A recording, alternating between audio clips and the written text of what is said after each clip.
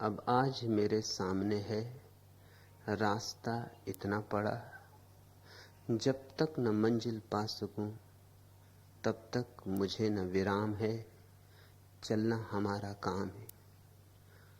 कुछ कह लिया, कुछ सुन लिया, कुछ बोझ अपना बट गया। अच्छा हुआ तुम मिल गए, कुछ रास्ता ही कट गया। क्या राह में परिचय कहूं, राही हमारा नाम है, चलना हमारा काम है। जीवन अपूर्ण लिए हुए, पाता कभी खोता कभी, आशा निराशा से घिरा, हंसता कभी रोता कभी। गतिमति न हो अवरुद्ध, इसका ध्यान आठों याम है, चलना हमारा काम है। इस विशद विश्व प्रवाह में किसको नहीं बहना पड़ा, सुख दुख हमारी ही तरह किसको नहीं सहना पड़ा। फिर व्यर्थ क्यों कहता फिरूं, मुझ पर विधाता वाम है, चलना हमारा काम है।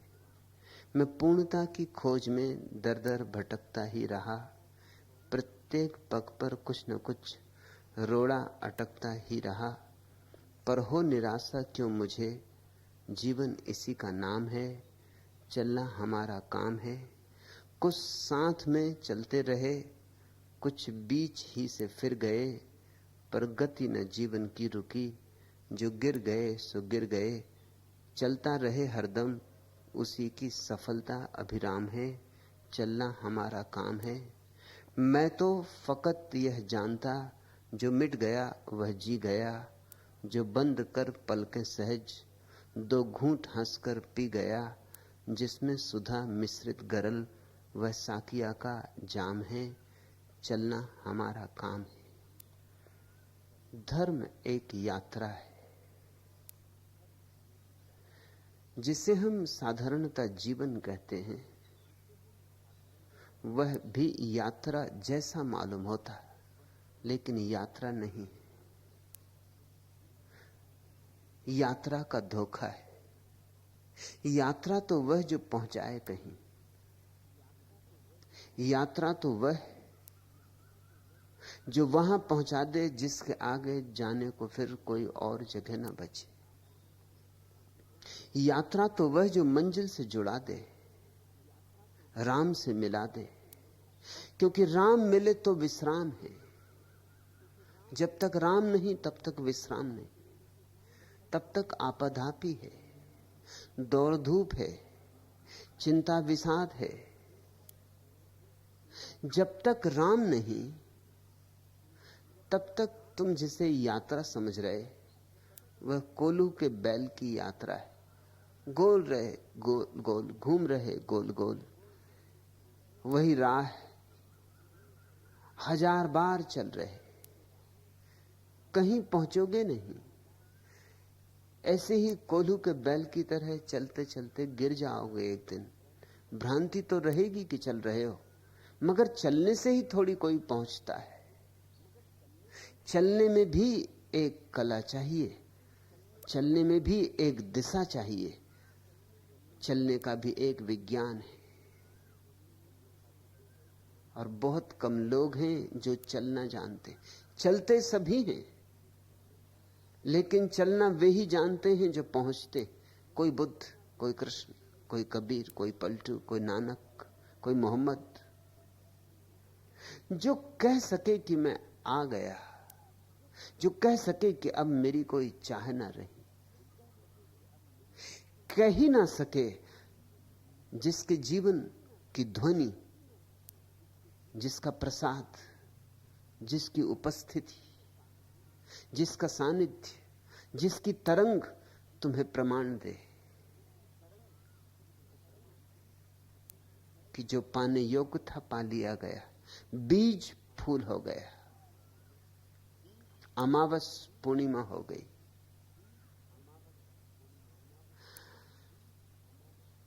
ऐसी यात्रा जीवन बने तो उस कला, उस विज्ञान का नाम धर्म है। और कैसे ये होगा? करोड़ों तो लोग हैं, सभी चल भी रहे, चल ही नहीं रहे, दौड़ भी रहे। मैंने सुना है एक बहुत तीव्र गति से उड़ता हुआ हवाई जहाज, उसके पायलट ने इंटरकॉम पर यात्रियों को सूचना दी कि 2 खबरें हैं, एक अच्छी एक बुरी। पहले बुरी खबर कि हमारा दिशा सूचक यंत्र बिगड़ गया है। हम नहीं जानते कि हम कहां हैं और हम नहीं जानते कि हम कहां जा रहे हैं। और दूसरी अच्छी खबर कि हम जहां भी हैं और हम जहां भी जा रहे हैं, हम तेजी से जा रहे हैं।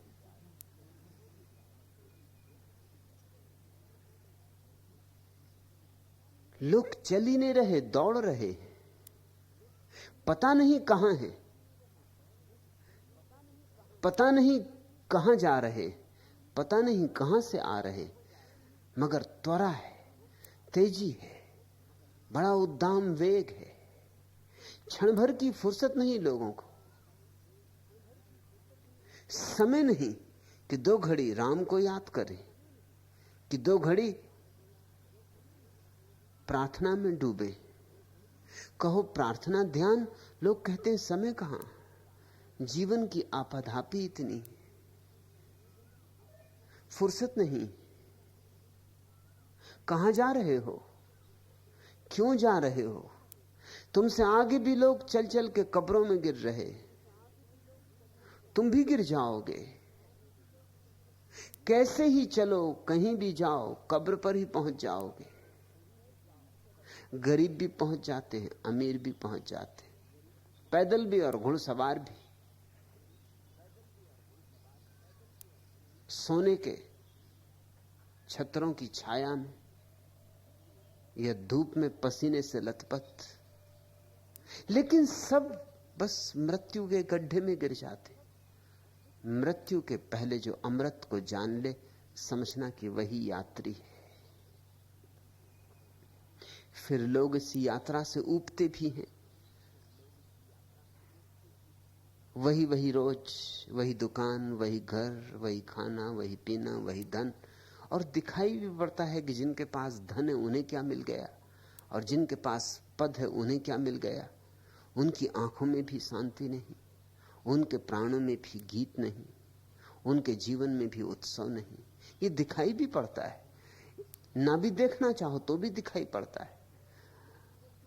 चारों तरफ यही है, कहां तक बचोगे, कैसे बचोगे? लेकिन करें क्या? सारी दुनिया दौड़ रही है। अगर हम न दौड़े तो पीछे रह जाएंगे। ये डर दौड़ाए चला जाता है कि कहीं हम पीछे ना रह जाएं। पहुंचे या ना पहुंचे इसकी इतनी फिक्र नहीं है, लेकिन दूसरों से पीछे ना रह जाएं इसकी फिक्र ज्यादा है। एक स्पर्धा है, एक अहंकार है जो दौड़ाए रखता है। और फिर कभी अगर ये दिखाई भी पड़ जाता है और समझ में भी आने लगती है बात की दौड़ व्यर्थ है, ये यात्रा नहीं है, तो लोग तीर्थ यात्रा को निकल जाते। चले काशी, चले काबा, चले गिरनार। एक मूढ़ता छूटी नहीं कि दूसरी पकड़ने में देर नहीं लगती। मौलिक रूप से हमारी मूढ़ता वही की वही रहती। फिर चाहे तुम कलकत्ता जाओ चाहे काशी, क्या फर्क पड़ेगा? जाने वाले तुम वही के वही, पीने वाले तुम वही के वही। तुम्हारे पात्र में अमृत भी जहर हो जाएगा, तुम्हारे हाथ में सोना भी मिट्टी हो जाएगा। और मैं किसी सिद्धांत की ही बात नहीं कह रहा हूं, तुम्हारा अनुभव है यह। तुमने जो छुआ वही मिट्टी हो गया है। जब तक तुम न बदलो कुछ भी न होगा। जब तक तुम्हारा आंतरिक कीमिया न बदले, तुम्हारी भीतर की रसायन विद्या न बदले, तब तक कुछ भी ना होगा। जब तक तुम पारस न बनो तब तक कुछ भी ना होगा। हां, पारस बन जाओ, लोहा भी छुओगे तो सोना हो जाएगा, जहर भी पियोगे तो अमृत हो जाएगा। ऐसी अद्भुत कला का नाम धर्म है, जिससे तुम पारस हो जाओ, जिससे तुम्हारे भीतर की रसायन बदल जाए। पलटू के ये सूत्र उसी रसायन की तरफ इशारे। हरि चर्चा से बैर, संग व त्यागिए। पहली बात पलटू कहते हैं, जिनका हरि चर्चा से बैर हो, उस संग साथ को जल्दी ही छोड़ देना, इसके पहले की बीमारी तुम्हें लग जाए। वहां से भागना, लौट के देखना ही मत। उस चर्चा में रस है, उस चर्चा में उलझाव भी है, उस चर्चा में तर्क भी है, उस चर्चा में बहुत धोखे की संभावना है। वह चर्चा सार्थक भी लग सकती। ईश्वर के पक्ष में तर्क ही क्या है? ईश्वर अतर्क है। आज तक कोई तर्क दिया नहीं जा सका, सब तर्क उसके खिलाफ है। अगर तुमने तर्क पर ध्यान दिया तो तुम्हें नास्तिक ही ठीक मालूम होगा, आस्तिक ठीक नहीं मालूम होगा। आस्तिक तो परवाना है, दीवाना है। तुम्हें नास्तिक ही ठीक मालूम होगा अगर तर्क पर ध्यान दिया। नास्तिक का तर्क सुडौल है, सुदृढ़ है, ठीक भूमि पर आधारित है। नास्तिक जो कहता है उसमें भूल चूक खोजनी कठिन है, इसे समझ लेना ठीक से। नास्तिक से विवाद में जीतना असंभव है, क्योंकि विवाद तो उसका जगत है। नास्तिक से संवाद नहीं हो सकता, विवाद हो सकता है। नास्तिक को परमात्मा का कोई पता नहीं, लेकिन परमात्मा नहीं है इसके वो प्रमाण दे सकता है। और जिसे ईश्वर का पता है वो उसके लिए कोई भी प्रमाण नहीं दे सकता। ये बेबूझ पहेली है। जिसने जाना है उसके लिए गूंगे का गुड़ हो गया। जिसने जाना है उसने अनुभव किया कि कोई शब्द उसे प्रकट नहीं कर सकते, वह अभिव्यक्ति में नहीं आता है। जाना तो जाता है लेकिन ज्ञान में नहीं समाता है। हमसे बड़ा है, हमसे विराट है, हम उसमें डूब जाते, गल जाते, पिघल जाते, एक हो जाते। अब जो बूंद सागर में गिर के एक हो गई है, वो क्या प्रमाण दे सागर का? वो बची कहां? उसका अलग होना ना रहा, उसका अपना अस्तित्व ना रहा। कैसा प्रमाण? किसका प्रमाण? कौन दे प्रमाण? जिन्होंने जाना वो चुप रह गए हैं ईश्वर के संबंध में। जिन्होंने नहीं जाना वो बहुत मुखर है। जो ईश्वर के संबंध में प्रमाण देता है वो उतना ही अज्ञानी है जितना वह जो ईश्वर के विरोध में प्रमाण देता है। ईश्वर के संबंध में प्रमाण दिया ही नहीं जा सकता। ये तो पियक्कड़ों की बात है, प्रमाण की नहीं। यह तो मस्ती की बात है, तर्क की नहीं। हां, जाना जा सकता है, सत्संग में ही जाना जाता है। जो पिए बैठे, जो डोल रहे हैं मस्ती से, जो यहां रखते हैं पैर और वहां पड़ता है पैर, जो कहीं रखते हैं पैर और कहीं पड़ता है पैर, जिनके भीतर आनंद छलक रहा है, उनके पास बैठोगे तो शायद कुछ बूंदाबांदी तुम पे भी हो जाए। उनका सत्संग करना, जहां हरि चर्चा होती हो वहां बैठना, उस रंग में रंगना। लेकिन जहां हरि चर्चा से बैर हो पलटू कहते हैं वह संग तत्काल छोड़ दो, क्योंकि वे बातें तुम्हारी बुद्धि को बहुत संगत मालूम होंगी। तुम्हारी खोपड़ी में उन बातों का खूब प्रभाव पड़ेगा। तुम्हारी खोपड़ी बिल्कुल आश्वस्त हो जाएगी कि ऐसा ही है। तुम्हारा अहंकार चाहता है कि ईश्वर न हो, इसलिए जो भी तुम्हें ईश्वर के न होने के प्रमाण देगा वो प्रीतिकर लगेगा, क्योंकि तुम्हारे अहंकार की प्रतिष्ठा होगी, तुम्हारा अहंकार बलिष्ठ होगा, पुष्ट होगा, तुम्हारे अहंकार को भोजन मिलेगा। फ्रेडरिक नीत्शे ने कहा है ईश्वर नहीं है, नहीं हो सकता, क्योंकि मैं हूं। और एक म्यान में दो तलवारें नहीं हो सकती। फ्रेडरिक नीत्शे का वक्तव्य विचारणीय, एक बहुत विचारशील आदमी का वक्तव्य है। उसकी विचारशीलता यद्यपि उसे विक्षिप्तता में ले गई, वो पागल हुआ, होना ही था पागल, क्योंकि ईश्वर से जितने टूटते जाओगे उतनी ही तुम्हारी जड़ें अस्तित्व से अलग होने लगती। और कोई वृक्ष पृथ्वी से टूट के कितनी देर हरा रहेगा, कितनी देर उसकी कलियां फूल बनेंगी, कितनी देर उसके फूलों में गंध रहेगी, कितनी देर पक्षी उस पर घोंसले बनाएंगे, जल्दी ही सूख जाएगा, जल्दी ही अस्थि पंजर रह जाएगा। न यात्री उसकी छाया में बैठेंगे, छाया ही न होगी, न पक्षी उसके आसपास फुदकेंगे, गीत गाएंगे, हरियाली ही न होगी। वृक्ष जैसे भूमि से टूट जाए, जड़ें उसकी उखड़ जाएं, मर जाता है, वैसे ही आदमी भी एक वृक्ष है, उसकी जड़ें परमात्मा में। अदृश्य है वह परमात्मा, अदृश्य हमारी जड़ें हैं। ऐसे भी वृक्षों की जड़ें भी कहां दिखाई पड़ती हैं, वो भी दबी हैं भूमि में, वो भी अदृश्य हैं इस अर्थ में। हमारी तो और भी अदृश्य है, क्योंकि हमारी जड़ें पौद्गलिक नहीं है, पदार्थ की नहीं, चैतन्य की है।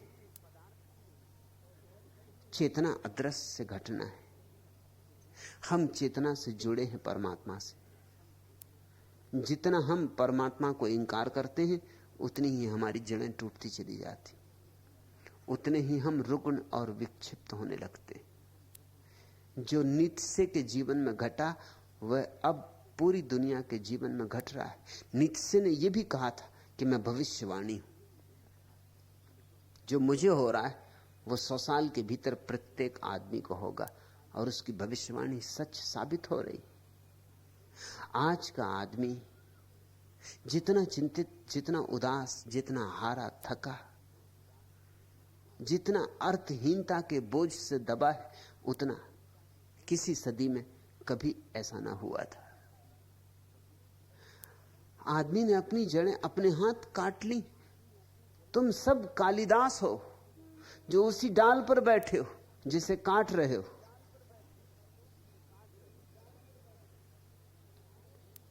हम परमात्मा से जुड़े हैं और अपने जोड़ तोड़ रहे हैं, अपने सेतु तोड़ रहे हैं। बचना उन लोगों से,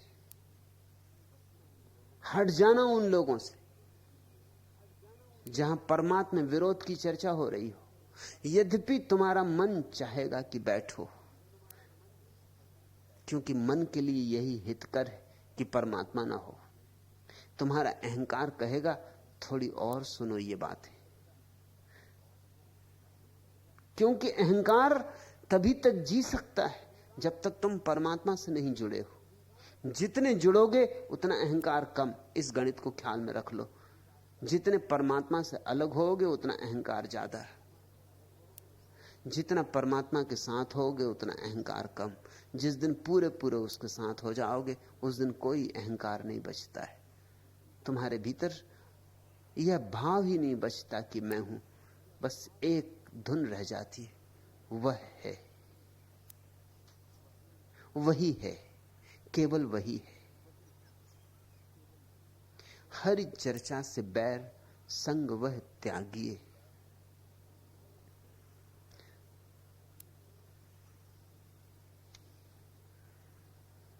प्रश्न तो बिखरे यहां हर ओर हैं, किंतु मेरे पास कुछ उत्तर नहीं। सांझ आई, चुप हुए धरती गगन, नयन में गोधूल के बादल उठे, बोझ से पलकें झपी नम हो गई। सांझ ने पूछा उदासी किस लिए, किंतु मेरे पास कुछ उत्तर नहीं। रात आई, कालीमा घिरती गई, सघन तम में द्वार मन के खुल गए। दाह की चिंगारियां हंसने लगीं। रात ने पूछा जलन यह किस लिए, किंतु मेरे पास कुछ उत्तर नहीं। नींद आई, चेतना सब मौन है, देह थक कर सो गई, पर प्राण को स्वप्न की जादू भरी गलियां मिली।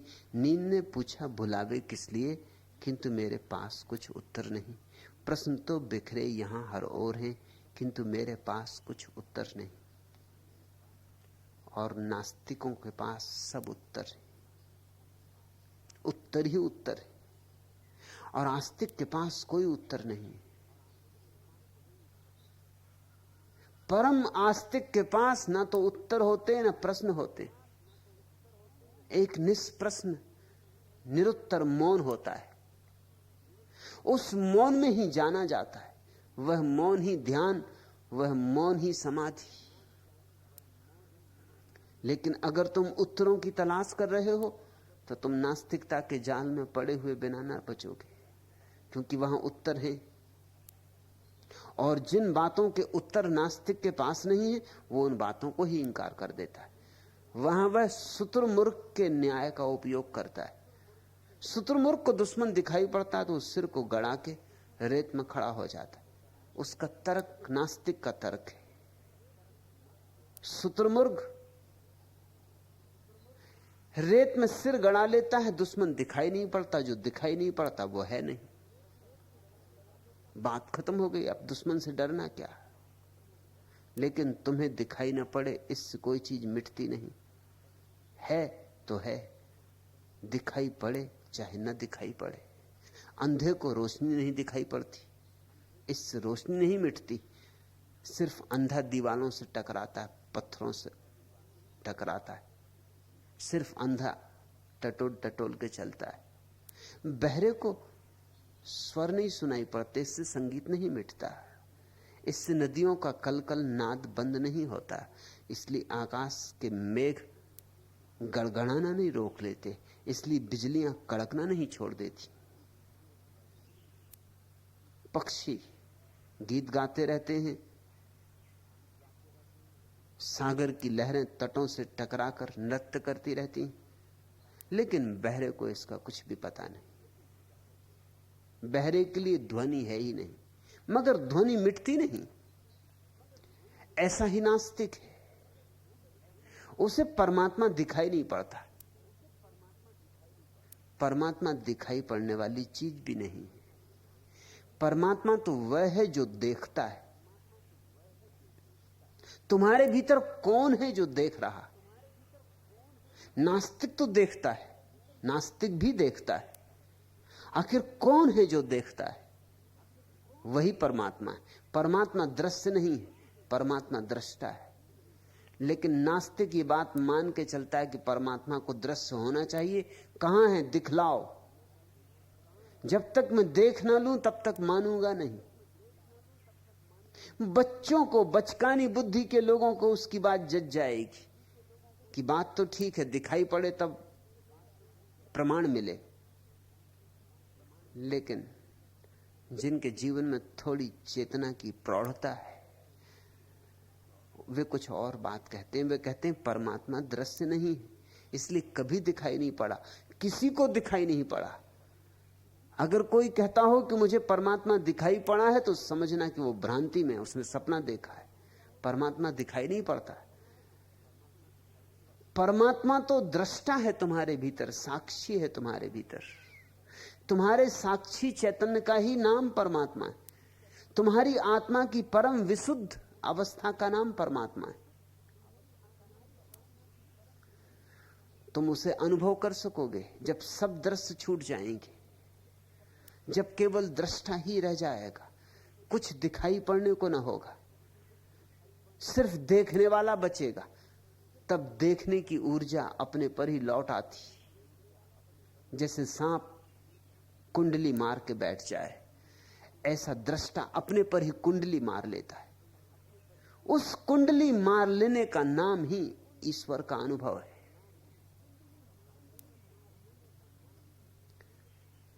लेकिन अगर तुम्हारे पास प्रश्न है तो तुम्हें उत्तर देने वाले लोग मिल जाएंगे, फिर चाहे वे नास्तिक हों चाहे आस्तिक। जानने वालों के हिसाब में वे सभी नास्तिक हैं। जो तुम्हें उत्तर देता है वो नास्तिक है, जो तुम्हें निरुत्तर की तरफ ले चलता है वही आस्तिक है। जो तुम्हें अगर उत्तर भी देता है तो सिर्फ इसलिए कि तुम्हारे सारे उत्तर छीन ले। जैसे एक कांटा गड़ जाए तो हम दूसरे कांटे से निकाल लेते हैं। बुद्धों ने भी उत्तर दिए हैं, मगर उनके उत्तर उत्तर नहीं है, सिर्फ तुम्हारे प्रश्नों और तुम्हारे उत्तरों को निकालने वाले कांटे। एक कांटा निकल आएगा तो फिर दूसरे कांटे को भी उसी के साथ फेंक देना पड़ता है। जो गड़ा था वो भी फेंक देते हैं हम, और जिसने निकाला उसे भी फेंक देते हैं। दोनों कांटे कांटे, दोनों का कोई मूल्य नहीं है। दोनों से मुक्त होकर स्वास्थ्य है।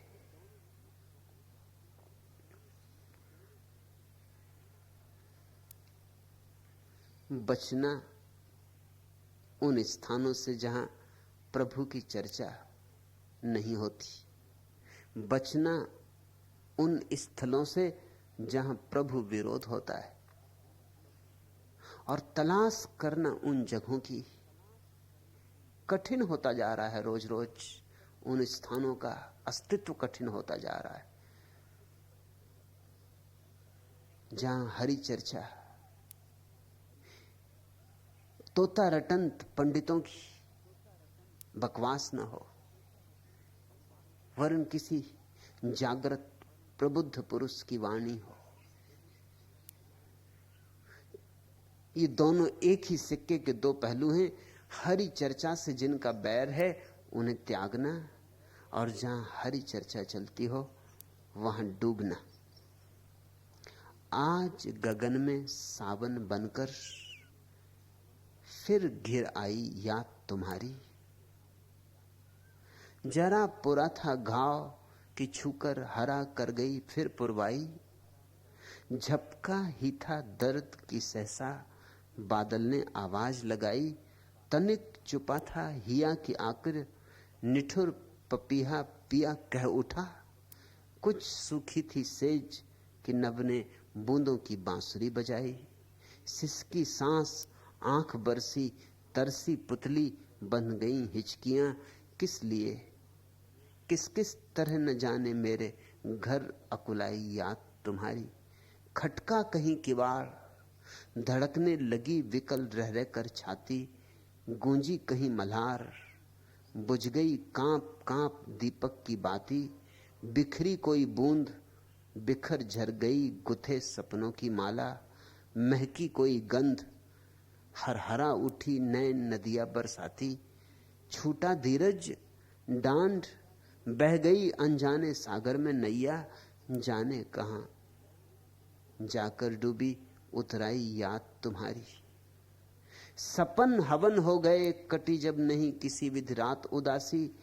अश्रु यति बन गए थमी जब नहीं बरसती पुतली प्यासी।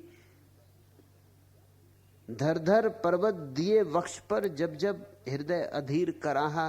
भर भर लिए अंगार न सोई किसी तरह जब बाहें बिसाती। कभी अश्रु ने कभी जलन ने कभी नैन ने कभी सपन ने तुम्हें पता क्या तुम बिन किसने बहलाई याद तुम्हारी। आया बचपन याद समय के सजे खिलौने चूर हो गए। एक न दो सारे के सारे खेल खिलाड़ी दूर हो गए। वर्तमान के घर आकर उतरी कोई डोली अतीत की। जिसने क्षण थे शेष उम्र के जाने को मजबूर हो गए। कहीं जन्म बन, कहीं मरण बन, कहीं धूप बन, कहीं छांव बन, जाने कितनी बार यहां भूली भरमाई याद तुम्हारी। बैठना ऐसी जगह, उठना ऐसी जगह जहां कोई भूली बिसरी याद, जिसे हम जन्मों जन्मों से भूल गए, फिर पुनरुज्जीवित हो उठे, फिर हरी हो उठे, फिर कोई घाव, फिर कोई पीड़ा, फिर कोई प्रेम जग उठे। आज गगन में सावन बनकर घिर घिर आई याद तुम्हारी। जहां हरी चर्चा चलती हो वहां फिर बादल घिरते, फिर सावन आता है। जरा पुरा था घाव की छूकर हरा कर गई फिर पुरवाई। झपका ही था दर्द की सहसा, बादल ने आवाज लगाई। तनक चुपा था हिया की आकर, निठुर पपीहा पिया कह उठा। कुछ सूखी थी सेज की नभ ने बूंदों की बांसुरी बजाई।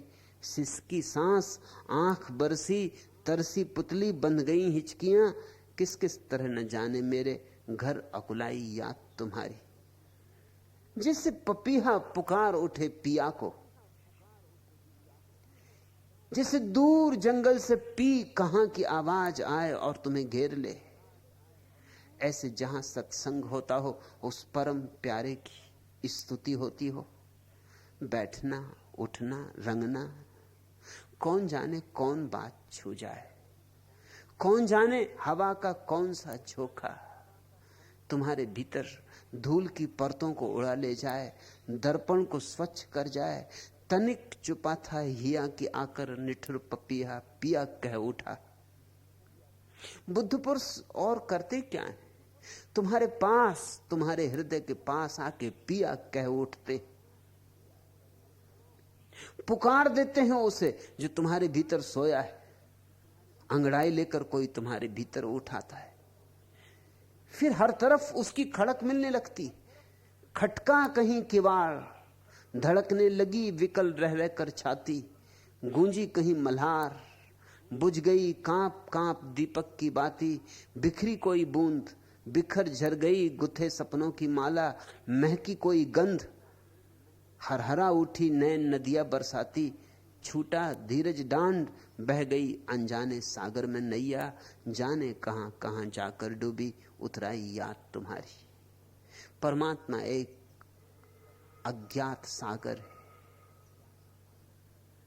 वहां डांड लेके नावें नहीं चलाई जाती। डांड की क्या बिसात, वहां तो सागर के ही ऊपर नैया छोड़ देनी होती, सागर के ही सहारे छोड़ देनी होती। वहां तो तूफान को ही किनारा समझ लेने वाले पार पा पाते। जहां सत्संग हो वहां पुकार है, जहां सत्संग न हो वहां से बचना है। हरी चर्चा से बैर संग वह त्यागिए, अपनी बुद्धि नसाए सवेरे भागिए। इसके पहले कि तुम्हारी बुद्धि नष्ट होने लगे, जल्दी भागना, सवेरे भागिए, तुरंत। देर मत करना, टालना मत, कहना कि थोड़ी देर और। वहां क्षण भर भी टिकना खतरनाक है। अपनी बुद्धि नसाए सवेरे भागिए, सर्वस्व वह जो दे तो ना ही काम का। अगर ऐसे लोगों के साथ रहने से धन मिले, पद मिले, प्रतिष्ठा मिले, किसी काम की नहीं, क्योंकि मौत सब छीन लेगी। अरे हां पलटू, मित्र नहीं वह दुष्ट जो द्रोही राम का। जो तुम्हें जाने अनजाने, प्रत्यक्ष परोक्ष परमात्मा से तोड़ता हो, वह मित्र नहीं। उससे बड़ा कोई शत्रु नहीं हो सकता है। लोक लाज जनिमानु वेद कुलकानी को, भली बुरी सिर धरो भजो भगवान को। और छोटी छोटी चीजें छोड़ो, लोक लाज। कितनी क्षुद्र चीजों में लोग उलझे।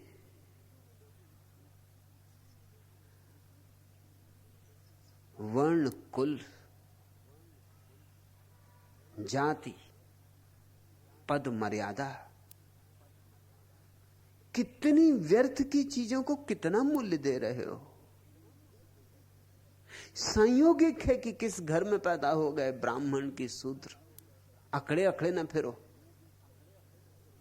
जरा चोटी बढ़ा ली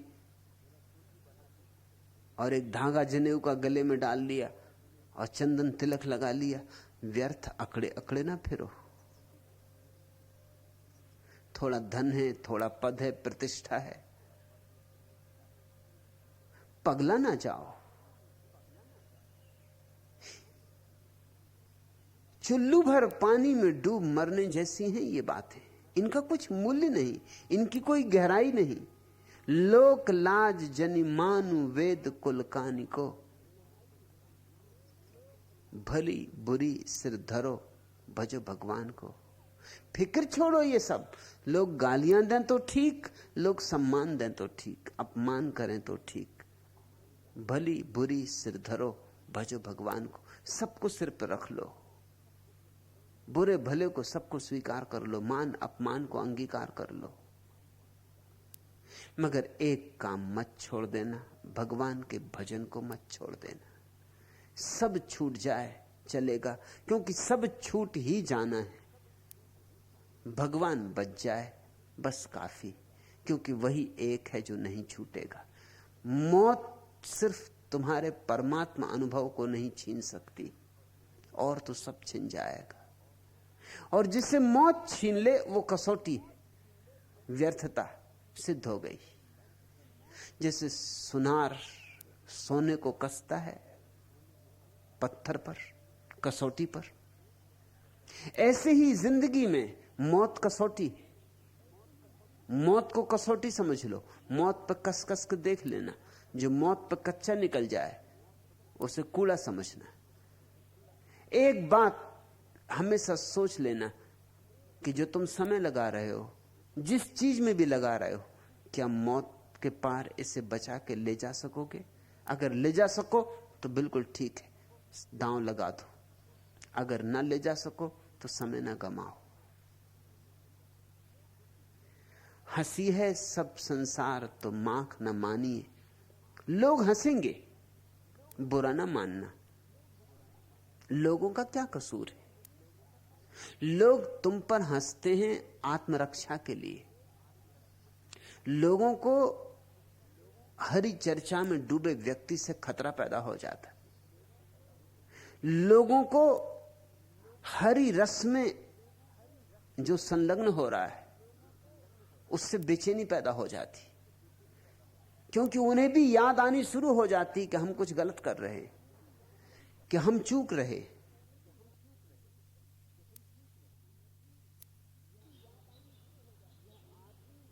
यह आदमी उन्हें उकसाता है, यह आदमी तीर की तरह उनकी छाती में गड़ने लगता है।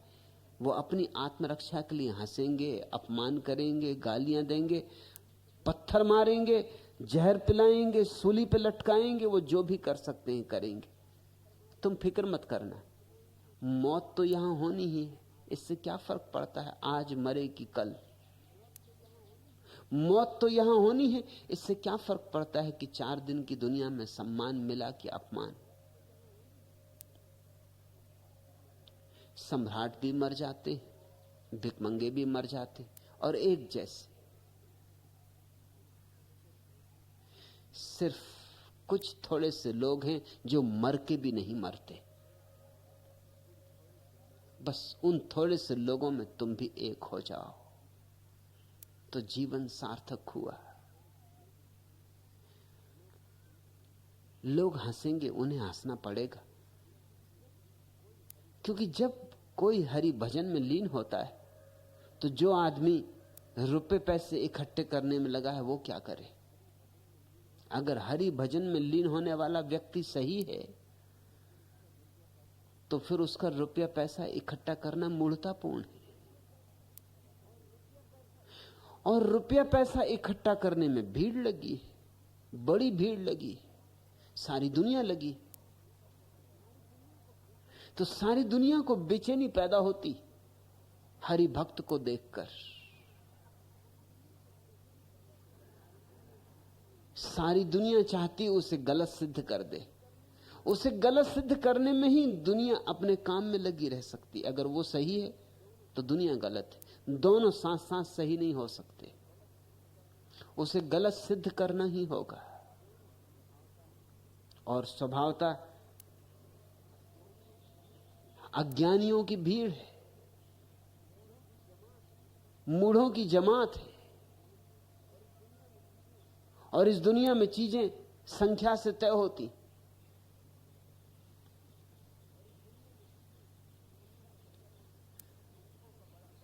संख्या का बड़ा बल है। जिनके पास संख्या है वो अपने को सत्य मान ले सकते, हालांकि सत्य का संख्या से कोई संबंध नहीं। एक भी आदमी के पास हो तो भी सत्य सत्य है, और झूठ अनेक लोग मानते हो तो भी झूठ है। अनेकों के मानने से झूठ सत्य नहीं होता, और सिर्फ एक के ही पास होने से सत्य झूठ नहीं होता। संख्या का कोई संबंध सत्य से नहीं है। लेकिन भीड़ के पास संख्या का बल है। वो बुद्धों पे हंस सकती, फिर क्षमा योग्य है। हंसने के द्वारा वो सिर्फ अपनी मूढ़ता प्रकट कर रही। इसमें तुम्हें परेशान हो जाने की कोई जरूरत नहीं।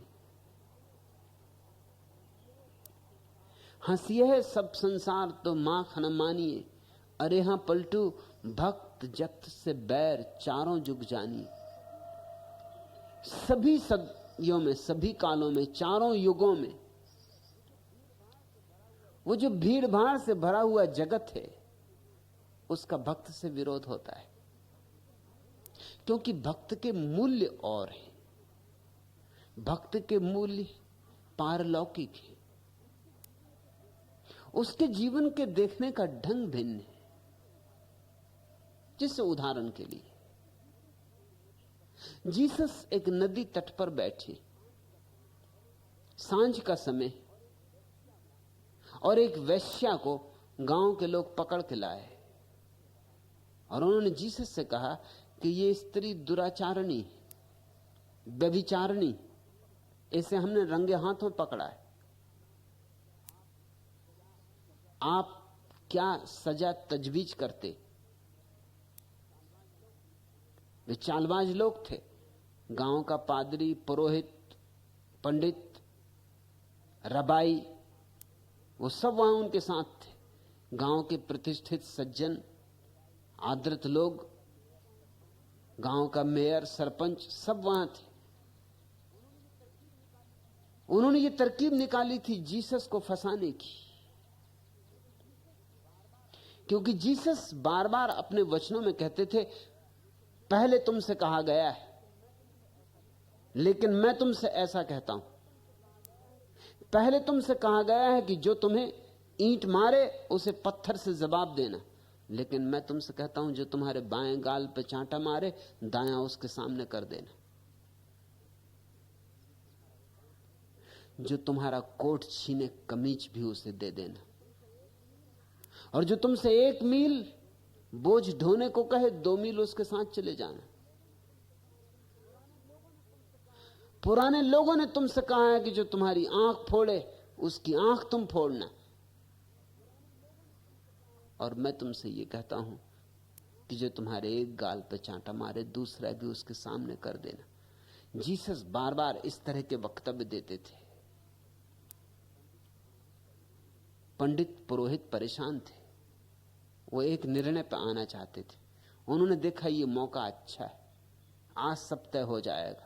वो तय करके आए थे कि जीसस क्या कहते हैं अब, क्योंकि पुरानी किताब कहती थी, उनकी धर्म किताब कहती थी कि जो स्त्री दुराचारणी हो उसको पत्थरों से मार के मार डालना। अब ये बड़े मजे की बात है कि कोई स्त्री अकेली ही तो दुराचार नहीं कर सकती, किसी पुरुष ने ही किया होगा। लेकिन पुरुष के संबंध में शास्त्र में कोई उल्लेख नहीं। दुराचारणी स्त्री को पत्थर मार मार के मार डालना, लेकिन दुराचारणी स्त्री ने क्या देवताओं के साथ दुराचार किया? भूत प्रेतों के साथ दुराचार किया? किसी पुरुष के साथ ही किया होगा। सच तो यह है किसी पुरुष ने दुराचार किया होगा, क्योंकि स्त्री बलात्कार नहीं कर सकती, वो उसकी शारीरिक संरचना नहीं। तुमने कभी सुना कि किसी स्त्री ने किसी पुरुष पर बलात्कार किया हो? वो असंभव है। पुरुष बलात्कार कर सकता है, स्त्री तो कर ही नहीं सकती। जो स्त्री बलात्कार कर ही नहीं सकती उसके लिए तो शास्त्र में नियम है कि पत्थर मार मार के मार डालना, और जो पुरुष बलात्कार कर सकता है उसके लिए कोई नियम नहीं। जरूर चालबाज पुरुषों ने ही ये शास्त्र लिखे होंगे। ये उन्हीं पुरुषों ने लिखे हैं जिन्होंने लिखा है कि पति परमात्मा है। ये वही पुरुष है, उन्होंने ही ये किताबें लिखी। इनमें स्त्रियों के लिए कोई न्याय नहीं।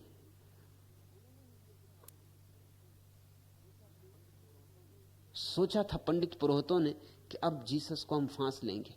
अगर जीसस कहेंगे कि हां पुराने मसीहा ठीक कहते, पत्थर मार के इसे मार डालो, तो हम कहेंगे फिर क्या हुआ तुम्हारे प्रेम की बातों का कि शत्रु को भी प्रेम करो, और क्या हुआ तुम्हारे सिद्धांत का कि जो क्षमा करेगा वही क्षमा किया जाएगा, और क्या हुआ तुम्हारे सिद्धांत का कि बुराई पर भी निर्णय ना लो। उन सब बातों का क्या हुआ, ऐसा हम पूछेंगे। और अगर जीसस ने कहा कि नहीं इस स्त्री को पत्थर न मारो, तो जो पत्थर हम लेके चल रहे हैं इन्हीं से हम जीसस को मार डालेंगे कि तुम हमारी धर्म किताब का विरोध करते हो। तो हमारे सब नबी पैगंबर मूढ़ थे, एक तुम ही समझदार पैदा हुए हो। ये बढ़ई का छोकरा, न पढ़ा लिखा बहुत, ये महाज्ञानी,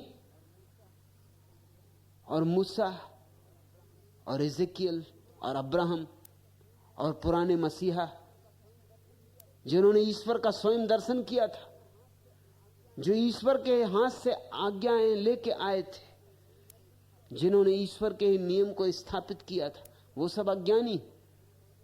तो इस स्त्री की तो हम फिक्र छोड़ देंगे, पहले हम जीसस का भुर्ता बना डालेंगे। बड़ी तैयारी से गए थे, ठीक जाल फैलाया था। आखिर जीसस दो में से एक ही बात कह सकते, या तो इसे क्षमा करो तो हम जीसस को मार डालेंगे, और या इस स्त्री को मार डालो तो हम कहेंगे क्या हुआ तुम्हारे ज्ञान की बातों का। तो अब दोबारा इस तरह की बकवास मत करना जो तुम करने के आदी हो गए हो। दोनों हालत में जीत हमारी। उन्हें पता भी न था कि जीसस जैसे आदमी के साथ जीत तुम्हारी कभी हो ही नहीं सकती। तुम जीसस को मार सकते हो मगर जीत तुम्हारी कभी नहीं हो सकती, वह असंभव है।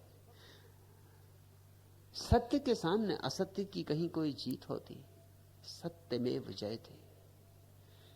सत्य जीतता ही है, जीत उसका स्वाभाविक लक्षण। हां तुम मार सकते हो, काट सकते हो जीसस को, मगर सत्य नहीं कटेगा और सत्य नहीं मरेगा।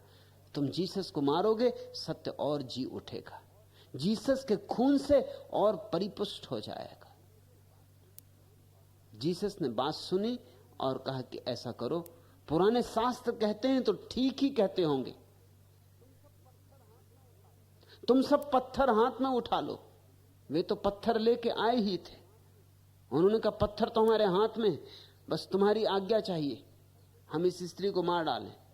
जीसस ने कहा लेकिन पत्थर पहले वो आदमी मारे जिसने कभी स्वयं कोई पाप ना किया हो और पाप की आकांक्षा ना की हो, पाप करने की कल्पना योजना ना बनाई हो, पाप करने का सपना ना देखा हो।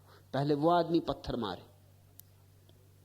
वो जो सरपंच आगे खड़े थे, मेयर इत्यादि, म्युनिसिपल कमेटी के मेंबर वगैरह, उन्होंने पत्थर वहीं के वहीं रेत में गिरा दिए और पीछे सरक गए। धीरे धीरे भीड़ छटने लगी, क्योंकि कौन पत्थर मारे? ऐसा कौन आदमी था जिसने पाप ना किया हो या पाप की कल्पना भी ना की हो? हाँ, पाप ना किया हो ऐसे लोग तो मिल जाते, लेकिन पाप का विचार और पाप करने में कुछ भेद नहीं, धर्म की दृष्टि से कोई भेद नहीं। कानून की दृष्टि से फर्क पड़ता है। यही पाप और अपराध का भेद है।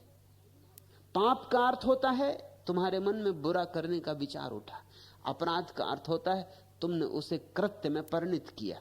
क्योंकि पुलिस और कानून तो कृत्य को पकड़ सकते, विचार को नहीं पकड़ सकते। विचार करने की तुम छूट है। तुम ठीक अदालत के सामने बैठ के आंखें बंद करके जितना बलात्कार करना हो करो, कोई मजिस्ट्रेट कुछ नहीं तुम्हारा बिगाड़ सकता। जितनी हत्याएं करनी हो दुनिया भर को मार डालो, कोई पुलिस तुम्हारे हाथों में जंजीरें नहीं पहना सकती।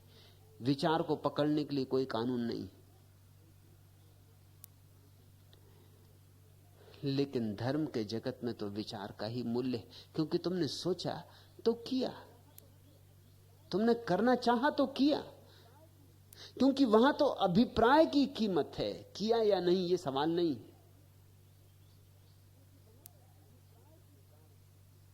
तो जीसस ने कहा कि जिसने सोचा भी हो पाप का विचार, वो मारे पत्थर। वो गलती करेगा, अपराध हो जाएगा, उसे पत्थर मारने का हक नहीं। सिर्फ पुण्यात्मा लोग पत्थर मार सकते। कौन पुण्यात्मा था? वो सब भाग गए। थोड़ी देर में स्त्री अकेली छूट गई जीसस के पास। वो स्त्री जीसस के पैरों पर गिर पड़ी और उसने कहा, आप मुझे दंड दें, मैं अपराधिनी हूं।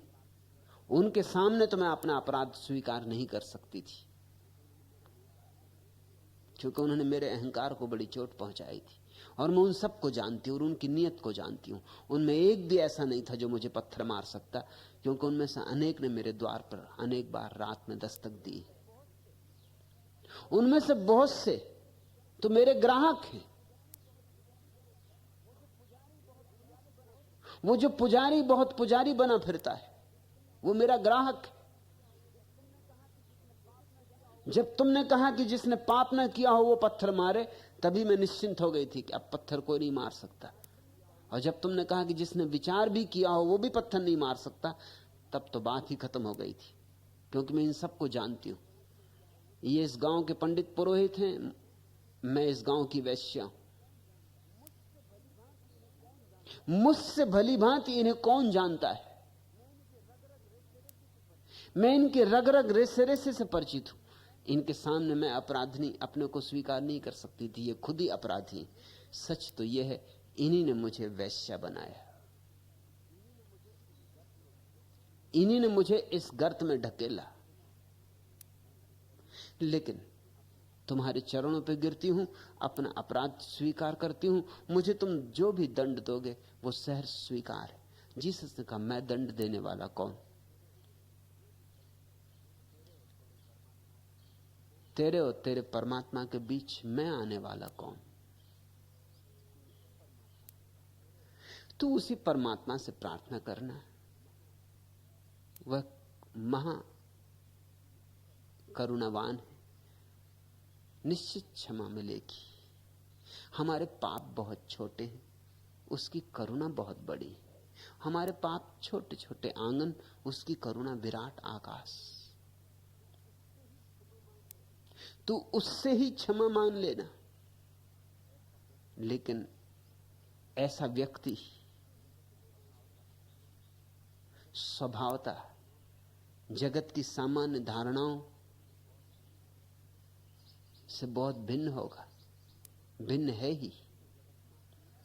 ऐसे व्यक्ति को जगत माफ नहीं कर सकता। ऐसे व्यक्ति के खिलाफ पूरा जगत खड़ा हो जाएगा। जीसस को बहुत लांछना मिली। जीसस को बहुत सताया गया। फांसी तो आखिरी बात थी, उसके पहले भी बहुत सताया गया, जगह जगह सताया गया। जहां गए वहां सताया गया। ठीक कहते हैं पलटू, अरे हां पलटू, भक्त जगत से बैर चारों जुग जानिए।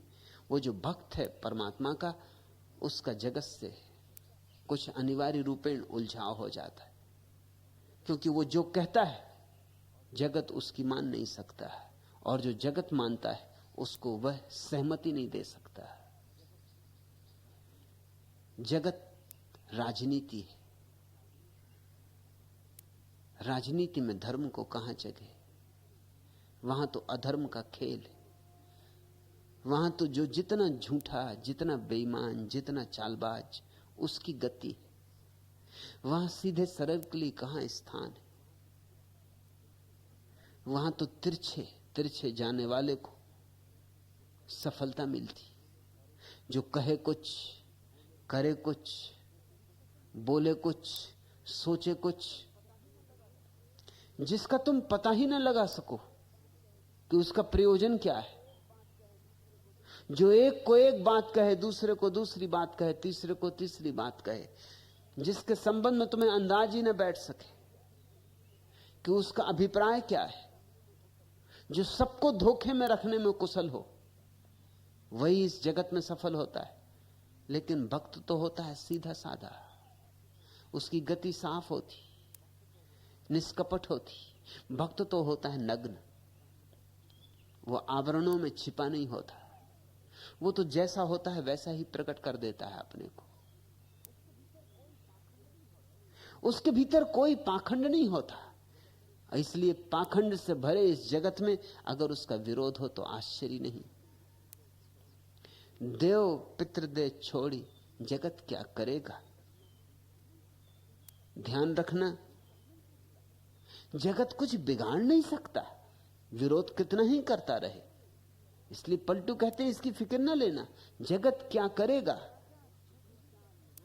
चला जा सूधी चाल, रोई सब मरेगा, तू तो अपनी सीधी चाल चल।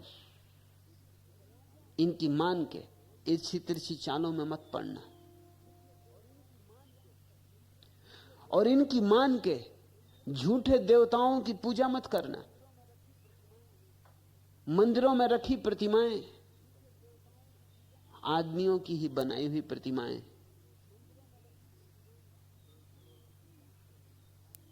लोग देवताओं को ईजाद कर लिए अपनी ही शक्लों में। इसलिए चीनी देवता की नाक चपटी होती,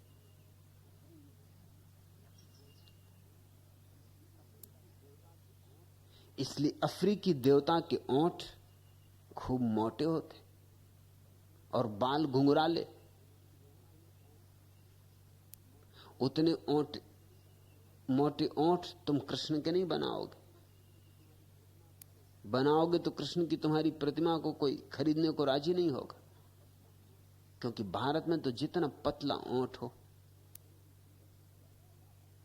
उतना ही सुंदर। तुम जरा कृष्ण कन्हैया की चपटी नाक तो बनाओ, लोग पिटाई कर देंगे कि तुम हमारे कृष्ण कन्हैया को बिगाड़ रहे हो। यहां तो तोते की चोंच जैसी नाक होनी चाहिए, तब सुंदर।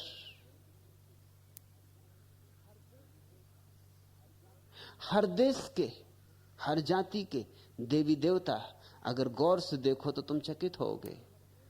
वो लोगों ने अपनी ही शक्ल में बनाए, वो उनके ही प्रतीक है, उनकी ही ईजाद है, फिर उनकी ही पूजा चल रही। कैसी मूर्खता है। खुद ही बना लेते हो देवता, फिर खुद ही अपने बनाए देवताओं के सामने घुटने टेक के झुक जाते हो। अपने ही बनाए खिलौने और उनकी पूजा कर रहे हो, प्रार्थना कर रहे हो। इससे ज्यादा और ज्यादा अज्ञान क्या हो सकता है। परमात्मा को तलाशना होता है, बनाना नहीं होता। खोजना होता है, निर्माण नहीं करना होता। फिर तुम्हारी मौज, तुम्हें जो बनाना हो बनाओ। लोगों ने अपने अपने ढंग के देवी देवता बना लिए, जो जिनको जैसा लगा। अब गणेश जी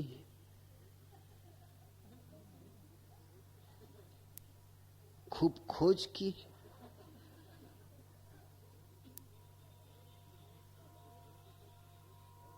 जरा उनकी देह तो देखो, और चूहा उनका वाहन है।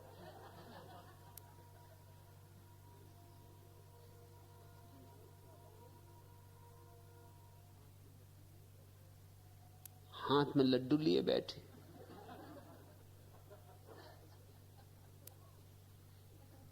एक बहुत बड़े पाली संस्कृत के विद्वान महापंडित राहुल सांकृत्यायन कहते थे कि वो लड्डू नहीं है, अंडा है।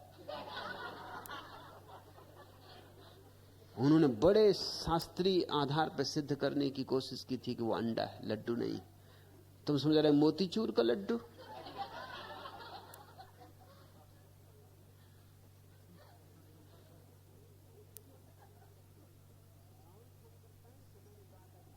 राहुल सांकृत्यायन से मैंने कहा था कि तुम्हारी बात सैद्धांतिक रूप से सही हो या ना हो मुझे मतलब नहीं, लेकिन जचती, क्योंकि सूंडधारी गणेश और मोतीचूर के लड्डू खाएं,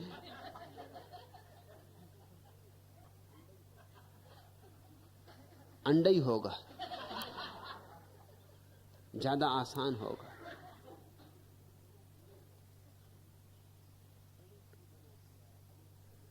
गणेश जी बना लिया, गणेश उत्सव कर लिया धूमधड़ाम, और तुम समझे कि धार्मिक हो गए, और फिर इनको विचारों को गए और डुबा दिया है। विसर्जित करने में भी तुम्हें देर नहीं लगती। अपने ही खेल है, अपनी बनाए, अपने हाथ से मिटाए। देव पितर दे छोड़ी, पलटू कहते हैं इस तरह के देवता छोड़ो। और लोग मर गए हैं जो उनकी पूजा कर रहे हैं, पितर। अब पितरों को कहां खोजो? खिलाते हैं पितरों को, कौए खाते। तुम क्या सोच रहे सब पितर तुम्हारे कौए हो गए?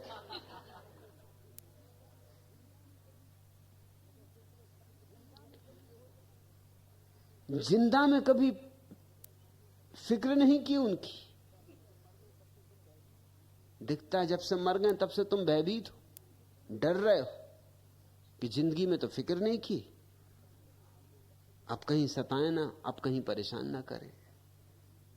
चलो साल में एक दफा पितृपक्ष में खिला पिला दो, झंझट मिटाओ।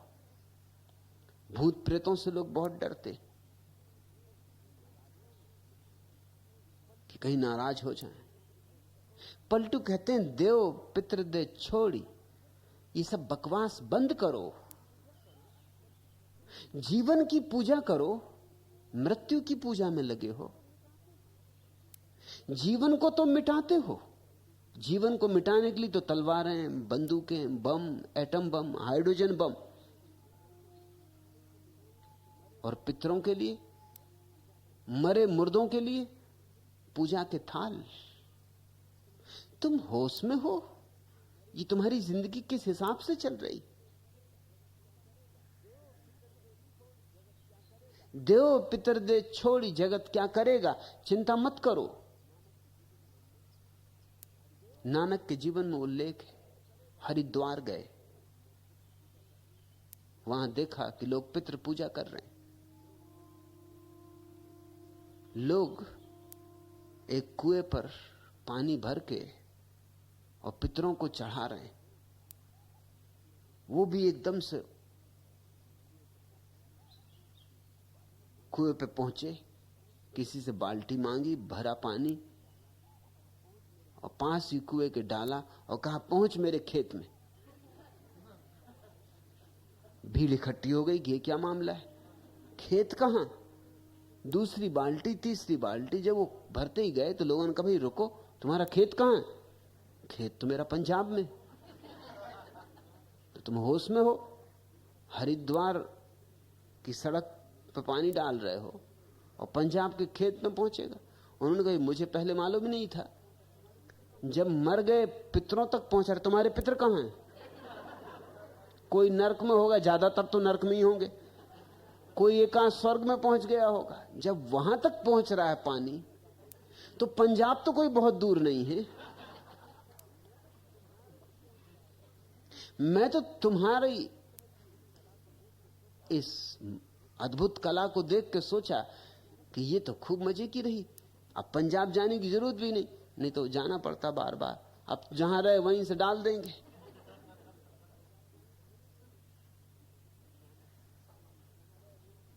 नानक याद दिला रहे हैं उन्हें कि तुम क्या मूढ़ता कर रहे हो। सारे संत तुम्हें याद दिलाते रहे कि तुम जो कर रहे हो धर्म के नाम पर मूढ़ता है। लेकिन लोग क्यों कर रहे हैं? लोक लाज बस। और सब लोग कर रहे हैं, ना करो अच्छा नहीं लगता। लोग पूछते हैं क्यों, तुमने क्यों नहीं किया? लोग चाहते हैं कि तुम ठीक उनकी कार्बन कॉपी रहो। वे तुम्हें मौलिक व्यक्तित्व नहीं देना चाहते। तुम उनसे अलग थलग खड़े हो, लोग बर्दाश्त नहीं करते। लोग चाहते हैं जैसा वो करें वैसा तुम करो। ताजिया उठाएं तो ताजिया उठाओ, छाती पीटें या ले तो तुम भी छाती पीटो और या ले। जो लोग करें वही तुम करो, तो लोग प्रसन्न होते क्योंकि तुम उनका समर्थन कर रहे हो। समर्थन से क्यों प्रसन्न होते? क्योंकि उन्हें भी शक है कि वो जो कर रहे हैं वो सच है कि नहीं।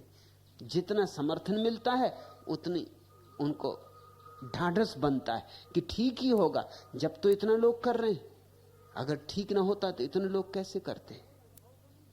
उनके पास सत्य का कोई अनुभव तो नहीं है। उनके पास सत्य के लिए सिर्फ एक ही आधार है, अधिक लोग कर रहे हों। जब इतने लोग कर रहे हैं तो सभी मूढ़ तो नहीं हो सकते। अपने मन में वो सोचते हैं हो सकता है मैं मूढ़ हूं, मैं ना समझ हूं, मैं अज्ञानी, मगर सारी दुनिया तो अज्ञानी नहीं। जब इतने लोग कर रहे हैं तो ठीक ही कर रहे होंगे। और मजा यह है कि ऐसा ही बाकी लोग भी सोच रहे हैं। तुमने वो कहानी सुनी कि एक सम्राट ने राजधानी में घोषणा की कि प्रत्येक व्यक्ति एक एक मटकी दूध लाके महल के सामने बनी हुई हौज में डाल जाए। हर व्यक्ति ने सोचा इतने लोग वहां जाके दूध डालेंगे, हम अगर एक मटकी पानी डाला है कहां पता चलेगा। लेकिन ऐसा प्रत्येक ने सोचा। लोगों के सोचने में कुछ बहुत फर्क तो होते नहीं, गणित हिसाब एक ही होते।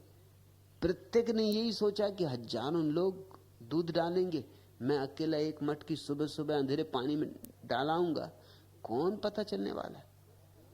सुबह जब सम्राट उठा बड़ा हैरान हुआ, हौज पानी से भरी थी, एक मटकी भी दूध की कोई नहीं डाल गया था। उसने अपने वजीरों से पूछा कि क्या मामला है। वजीरों ने कहा कुछ मामला नहीं, यही लोगों का हिसाब है। प्रत्येक अपने भीतर सोचता है इतने लोग कर रहे हैं तो मैं चुप रहूं, बोलने की कोई जरूरत नहीं तो मैं अज्ञानी समझा जाऊंगा। चलो पितृपक्ष मनाओ, इतने लोग मना रहे हैं तो ठीक ही मना रहे होंगे। ऐसा प्रत्येक सोच रहा है। काश तुम सब अपने हृदय खोल कर रख सको तो तुम्हारे धर्म तिरोहित हो जाएं। काश तुम ईमानदारी से कह सको अपने पड़ोसी से कि तुम्हारी भीतरी दशा क्या है, तो सारे मंदिर मस्जिद, सारे पंडित पुरोहित इस पृथ्वी से विदा हो जाएं। उनके जीने का ढंग एक है, उस ढंग में एक ही गणित है कि कोई किसी से नहीं कहता मैं क्यों फंसूं। एक और कहानी तुमने सुनी होगी। एक सम्राट के दरबार में एक दिन एक आदमी आया और उस आदमी ने कहा आपके पास सब है मगर एक चीज की कमी। सम्राट ने कहा वह क्या? जल्दी बोलो, क्योंकि मैं नहीं चाहता कि मेरे पास किसी चीज की कमी हो। मैं तो सोचता था सब जो इस दुनिया में है मेरे पास है। मैं चक्रवर्ती सम्राट हूं, 6 महाद्वीप मेरे कब्जे में, सारा धन, सारी दौलत, सारी पृथ्वी मेरी। कौन सी चीज की कमी है तुम बोलो। उस आदमी ने कहा कि आपके पास देवताओं के वस्त्र नहीं। सम्राट ने कहा यह बात तो ठीक है, वस्त्र मेरे पास देवताओं के नहीं। और उस आदमी ने कहा आप जैसा महासम्राट और आदमियों जैसे वस्त्र पहने शोभा नहीं देता। मेरी पहुंच है देवताओं तक, मेरी ऐसी सिद्धि है, मैं आपके लिए वस्त्र ला सकता हूं, लेकिन सौदा महंगा है। सम्राट ने कहा तू पैसे की फिक्री मत कर, पैसे की क्या कमी, कितना खर्च होगा? उसने कहा करोड़ों का खर्च, और अभी एकदम से नहीं कह सकता, क्योंकि आप तो जानते ही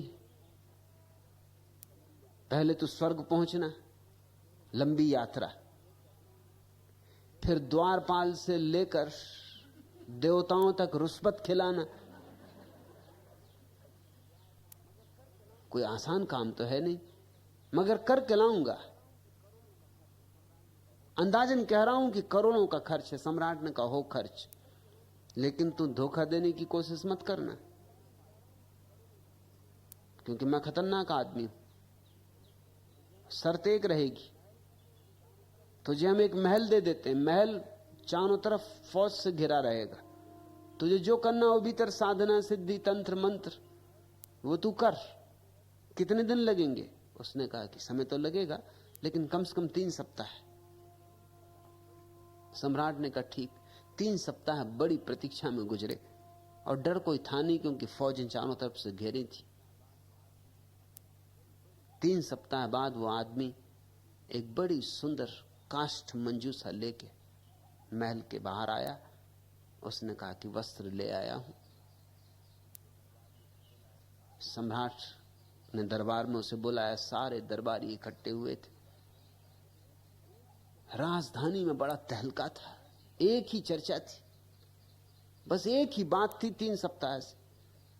कोई पक्ष में बोल रहा, कोई विपक्ष में बोल रहा, लेकिन आज तो बात ही खत्म हो गई। जब उसको देखा कि वो ले ही आया, भीड़ लग गई महल के चारों तरफ, लाखों लोग इकट्ठे, और आवाज लगा रहे हैं कि हम भी दर्शन करना चाहते हैं सम्राट के। उस आदमी ने जाके अपनी काष्ठ की मंजूषा बीच दरबार में रखी और कहा कि एक शर्त देवताओं ने कही है कि ये वस्त्र उसी को दिखाई पड़ेंगे जो अपने ही बाप से पैदा हुआ हो। अब ये एक झंझट की बात लगा दी। सम्राट से उसने पूछा आपको पक्का है कि आप अपने ही बाप से पैदा हुए? सम्राट ने कहा तू क्या समझता है, हम किसी और से पैदा हुए? अपने ही बाप से पैदा हुए। तो फिर उसने कहा कोई चिंता नहीं। दरबारियों से पूछा कि आप लोगों में कोई ऐसा तो नहीं है यहां जो अपने बाप से पैदा नहीं हुआ हो? दरबारियों ने कहा तू बात क्या कर रहा है, होश में आ, हम कोई साधारण कुल के लोग नहीं, कुलीन लोग हैं, अभिजात लोग हैं। फिर उसने कहा फिर कोई चिंता नहीं। पेटी खोली, सबने पेटी में देखा, कुछ भी नहीं था।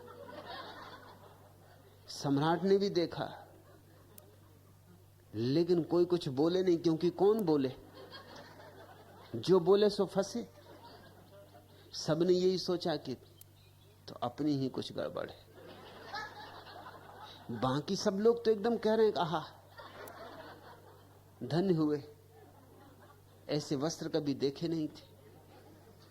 जब सबको प्रशंसा करते देखा तो सम्राट भी बोला कि आहा, भीतर तो उसके प्राण कपे, यह हद हो गया। मगर ये कभी सोचा भी नहीं था कि मेरे पिता और मुझे धोखा दे गए, कि मेरी मां मुझे धोखा दे गई। आज ये भी राज पता चल गया। अब ठीक है, अब जो है सो है, उसे छिपा के रखना ही ठीक। अब 4 को बताने से फायदा भी क्या है। मगर मामला यहीं खत्म तो होने वाला नहीं था। उस आदमी ने कहा निकालिए अपनी पगड़ी। पगड़ी लेके उसने डाल दी पेटी में, और वहां पेटी में हाथ डाला, खाली हाथ बाहर निकाला, खाली हाथ सम्राट के सिर पर रखा और कहा ये देवताओं की पगड़ी देखें, इसको कहते पगड़ी। ना कोई पगड़ी ना कुछ, और दरबारी एकदम वाह वाह वाह वाह। सम्राट भी बोला कि है सुंदर चीज, न देखी न सुनी, न कभी आंखों देखी न कभी कानों सुनी।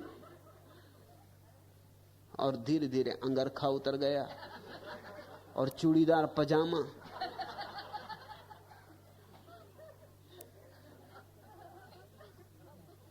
और नेहरू कट जवार बंडी, सब।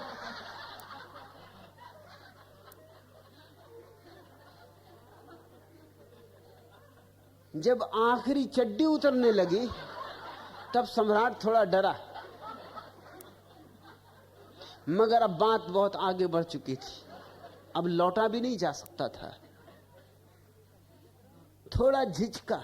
उस आदमी ने कहा झिझक रहे हैं? सम्राट ने कहा मैं और झिझकूं, अपने बाप से पैदा हुआ हूं। चड्डी भी उतार दी। ऐसी हालतों में आदमी को सभी कर देना पड़े। नंग धड़ंग खड़े और सारा दरबार उनके वस्त्रों की प्रशंसा कर रहा है और हर दरबारी देख रहा है कि राजा नंगा है। मगर कहो क्या, कहे कौन? जो कहे सो फंसे। मगर वो आदमी भी गजब का था। उसने कहा महाराज, जनता बाहर इकट्ठी,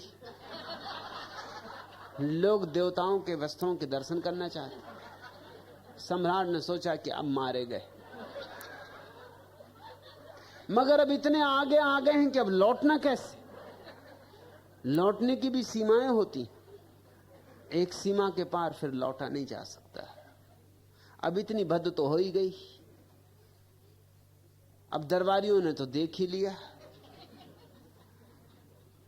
अब जो होना था हो ही गया। अब क्या पीछे लौटना, अब क्या पीठ दिखाना?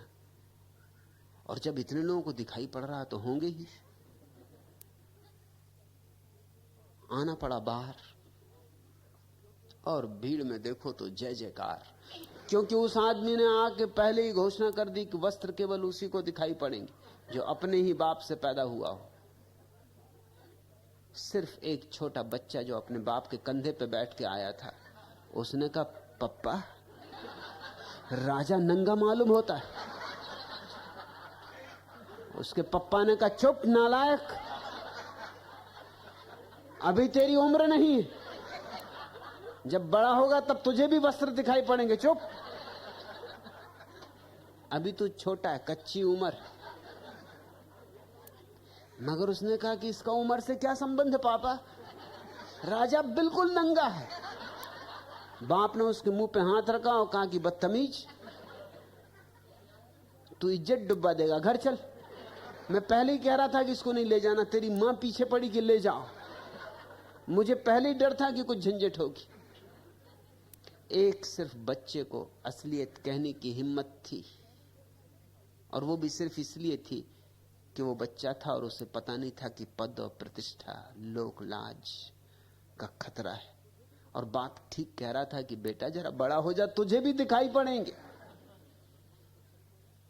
गणेश जी में तुमको सच में भगवान दिखाई पड़े, या कि सिर्फ बड़े हो गए इसलिए दिखाई पड़ने लगे? मंदिरों में, मूर्तियों में तुम्हें भगवान दिखाई पड़े कि चूंकि सबको दिखाई पड़ रहे हैं इसलिए तुम भी देख रहे हो?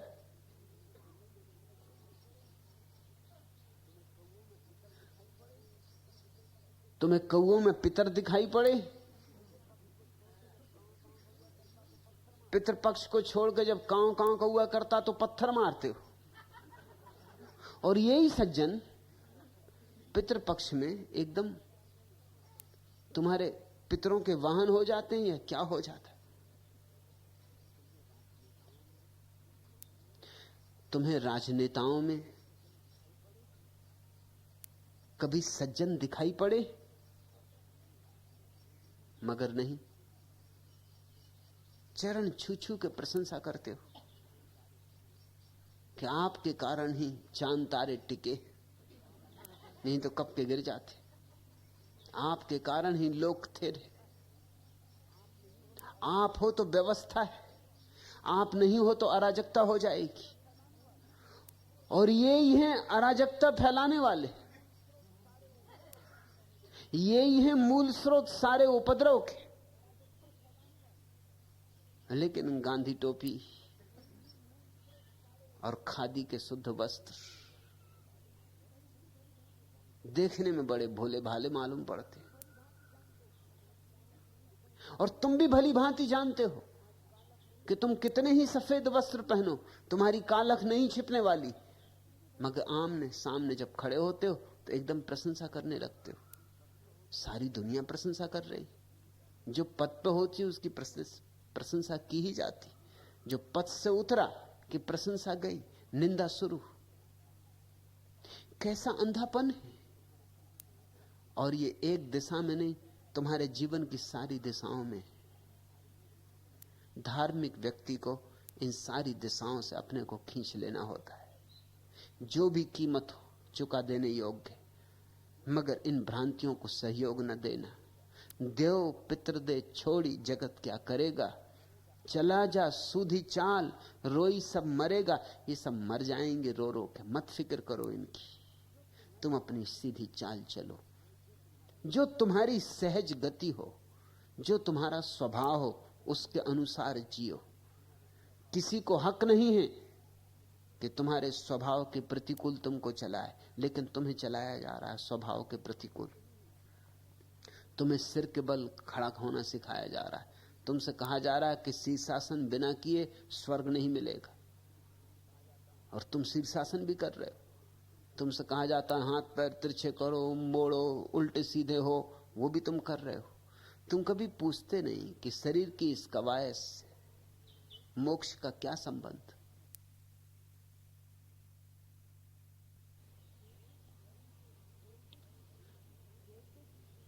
केतिक जाति बरन कुल खोई, करो तुम भक्ति को। अरे हां पलटू कान लीजिए मूंद, हंसे दे जगत को।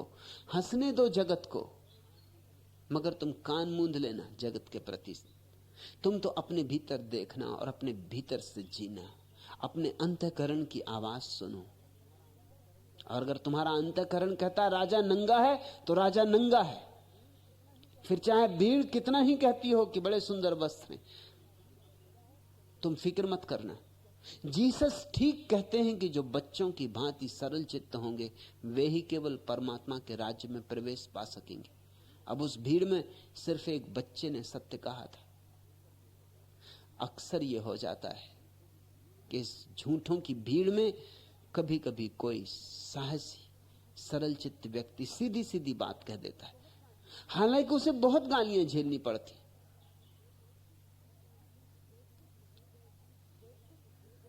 कैतिक जुग गए बीत माला के फेर थे। तुम कितने जमानों से माला फेर रहे हो, और तुमने कभी एक बार सोचा कि माला के मन के फेरने से क्या होगा? मगर और लोग भी फेर रहे हैं, सो तुम भी फेर रहे हो। डर लगता है शीश झुकाते, अपने वंदन सुमन चढ़ाते। कहीं न मेरा भाल कलंकित, कर दें पावन चरण तुम्हारे। मन ने कैसी की नादानी, तुमको जो पाने को मचला। जैसे नन्हा जुगनू सूरज की पूजा करने को निकला। तुमको अपनी पीर सुनाऊं, इतनी शक्ति कहां से लाऊं। सावन भादों बन जाएंगे, धुले गगन से नैन तुम्हारे। सारी उम्र धुआं करने को मन की दगबी आग काफी है।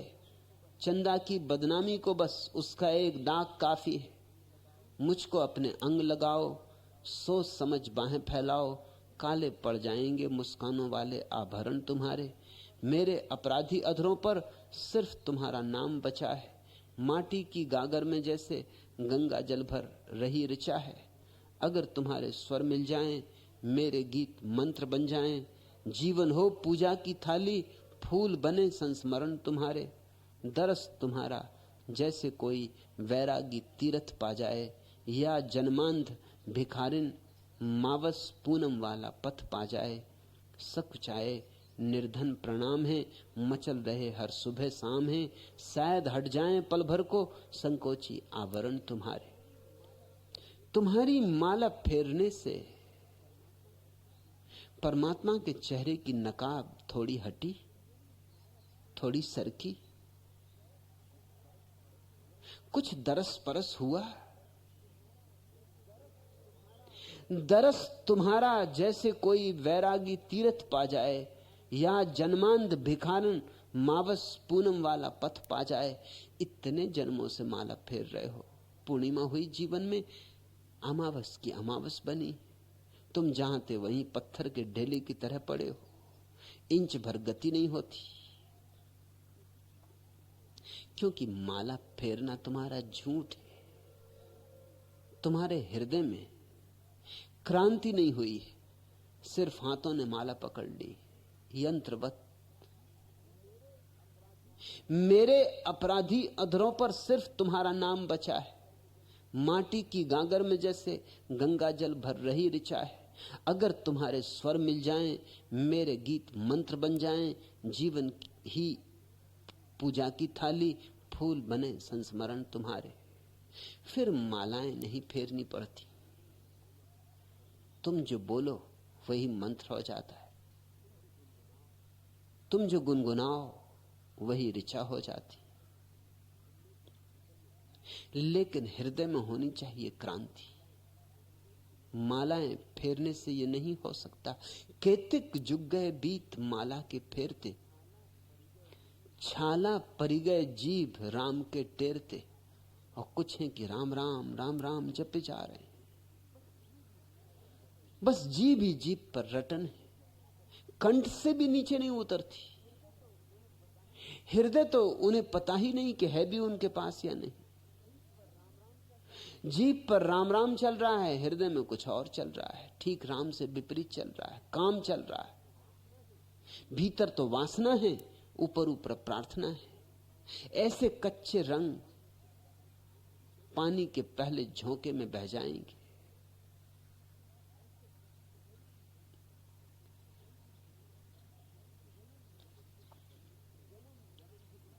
जन्म जन्म हम गलियां बदले, जैसे बदले चमन चिरैया। कुंज निकुंज तितलियां बदलें, कोई बदले नूतन कंगना, कोई चाहे चुनरी रंगना। पिया हमारे बदले अंगना, हम घर घर पायलियां बदलें। रात रात भर चांद निहारे, राह देखते उम्र गुजारें। क्या पतझड़ क्या मस्त बहारें, जब कांटों से कलियां बदलें।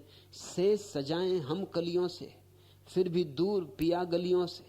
प्रीतम की तारावलियों से अपनी दीपावलियां बदलें। जन्म जन्म जीने का धंधा, आंख मिचौली का है फंदा। रूप हजारों बदलें चंदा, लाखों रंग बदलियां बदलें। बरस बरस पर बादल बरसें, पनघट पर हम प्यासे तरसें। किसको पकड़े किसको परसें, पल पल पंथ बिजलियां बदलें। पेड़ गिने हमने बस लाखों, फल खाए तो आंखों आंखों।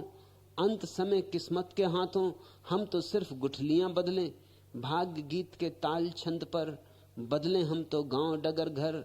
जैसे लहर लहर लहरा कर जल की धार मछलियां बदलें। जब रुख बदले पवन सनन सन, बदले सरगम छम छनन छनन छन। बदलें तार सितार झनन झन, पर न कभी उंगलियां बदलें। हम बस ऊपर ऊपर की बदलाहटों में लगे रहते, सितार बदल लेते, मगर उंगलियां, बजाने की कला आती है या नहीं?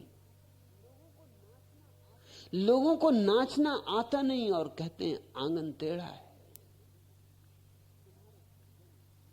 तुम्हारे हृदय में गीत नहीं उठे, तुम्हारे हृदय में प्रार्थना नहीं जगी, तुम्हारे हृदय में प्रेम का बीज अंकुरित नहीं हुआ है, तो फिर तुम करते रहो लाख लाख उपाय। केतिक जुग गए बीत माला के फेरते, छाला परी गए जीभ राम के टेरते। माला दीजे डारी मने को फेरना। पलटू कहते फेंको ये माला, मन को फेरो, मन को बदलो। माला दीजे डारी मने को फेरना। अरे हां पलटू, मुंह के कहे न मिले दिले बिछेरना। ऐसे मुंह के कहने से नहीं मिलेगा, हृदय के मध्य में, ठीक तुम्हारे प्राणों के मध्य में खोजना होगा।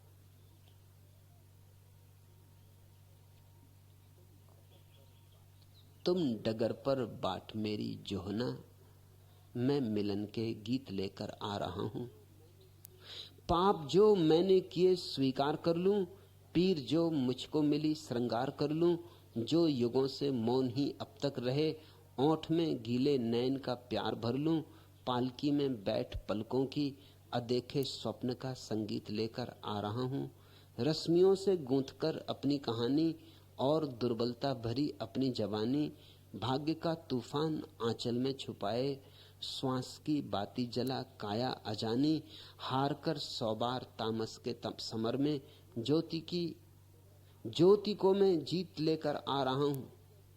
तृप्ति का परिचय पिपासा से करा दूं, प्यार का परिचय निराशा से करा दूं।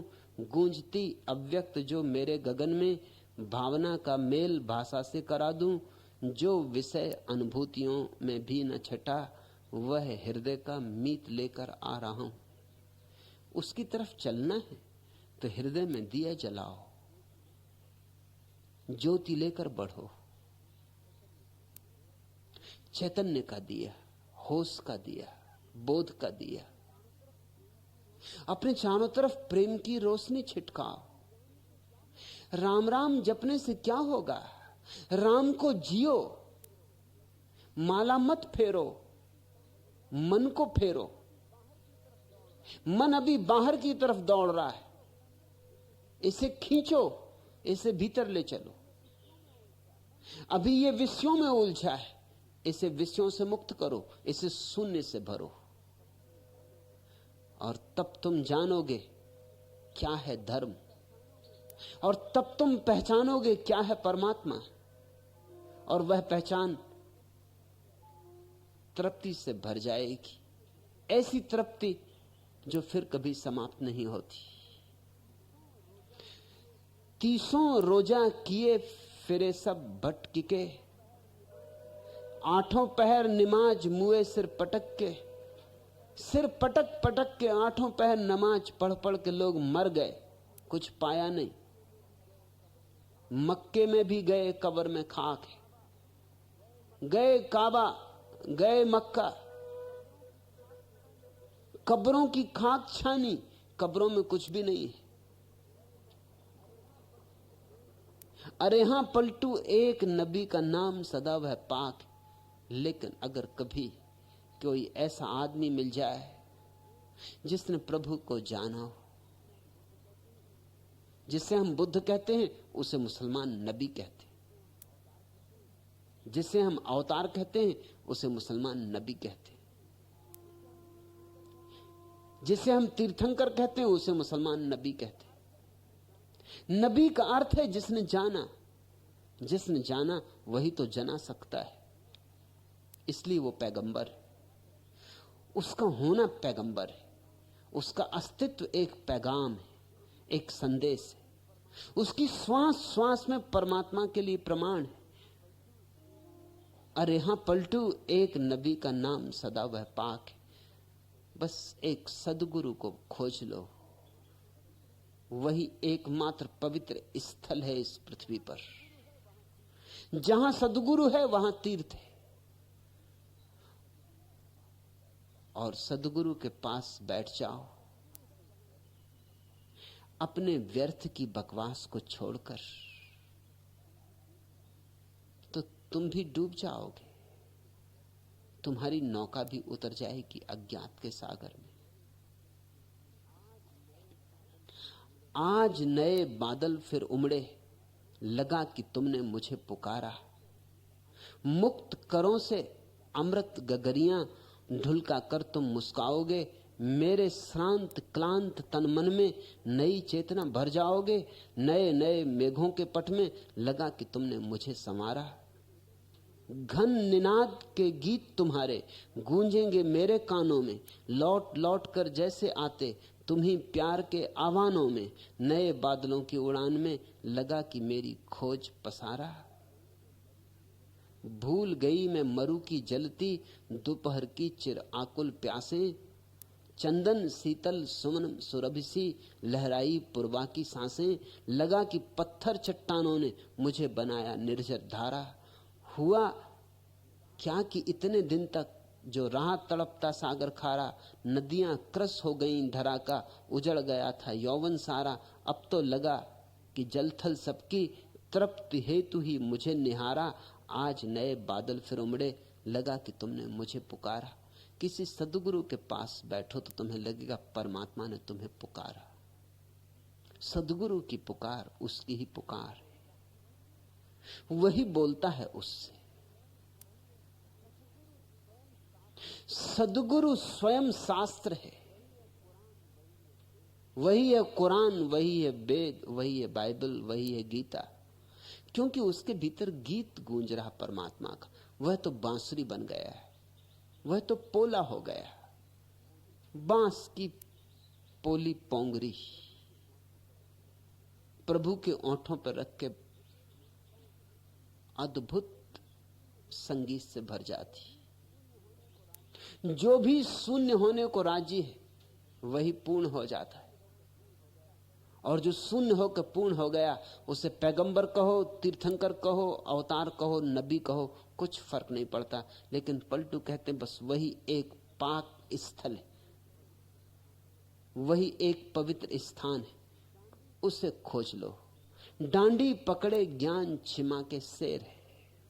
और अगर तुम किसी सद्गुरु के पास पहुंच गए तो तुम्हें यह समझ में आ जाएगा, डांडी पकड़े ज्ञान, वो जो तुम्हें दे दे, उससे तुम्हारे हृदय में जो ढल जाए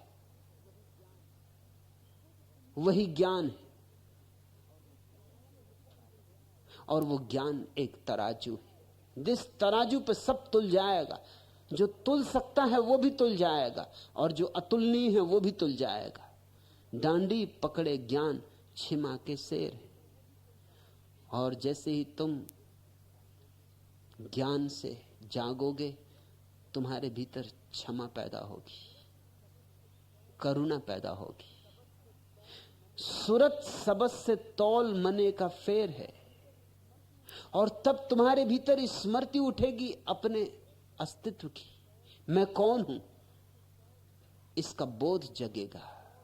सूरत सबस से तौल मने का फेर है। और तब जानना कि मन बदला। जब ज्ञान का तराजू हाथ लगे, करुणा के बांट हाथ लगे, और सूरत सबद की तौल हो जाए, परमात्मा की स्मृति तुलने लगे तुम्हारे तराजू में, तब जानना कि मन का रूपांतरण हुआ, क्रांति हुई। भला बुरा एक भाव निवाह और है, और तब न कुछ भला है न कुछ बुरा है। फिर दोनों को समान रूप से निभाने की कला आ जाती, सम्यक्त्व पैदा होता है, समता पैदा होती। अरे हां पलटू, संतोष की करे दुकान महाजन जोर है। और वही है महाजन, वही है बड़ा, वही है महान, जिसके जीवन में संतोष की दुकान खुली। पलटू तो साधारण से गरीब बनिया थे, तो उनकी भाषा में भी उनके जीवन के अनुभव की छाप है। जिंदगी भर तौलते रहे, पत्थर के शेर बांट पसेरी रही होंगी, लकड़ी की तराजू रही होगी कि लोहे की। दुकान में बेचते रहे होंगे गेहूं की, चावल की, दाल। अब भी वे प्रतीक उपयोग करते हैं। डांडी पकड़े ज्ञान छिमा के शेर हैं, सूरत सुबत से तौल मने का फेर है। भरा बुरा एक भाव निबाह और है। अरे हां पलटू, संतोष की करे दुकान महाजन जोर है। वे धन्यभागी हैं, वे और ही हैं, विशिष्ट हैं, जो ज्ञान का तराजू पकड़ लेते और जो ज्ञान के तराजू में अतुलनीय को तौल लेते। क्या है अतुलनीय? सुरति, स्मृति, परमात्मा की याद। इस जगत में पाने योग अगर कोई धन है तो बस प्रभु की स्मृति है, और सब व्यर्थ है। और कुछ भी धन नहीं है, धन का धोखा है, और सब विपदा है। संपदा तो एक है, प्रभु का स्मरण। क्योंकि वही स्मरण तुम्हें मृत्यु के पार ले जाएगा, वही स्मरण तुम्हें देह के पार, मन के पार ले जाएगा।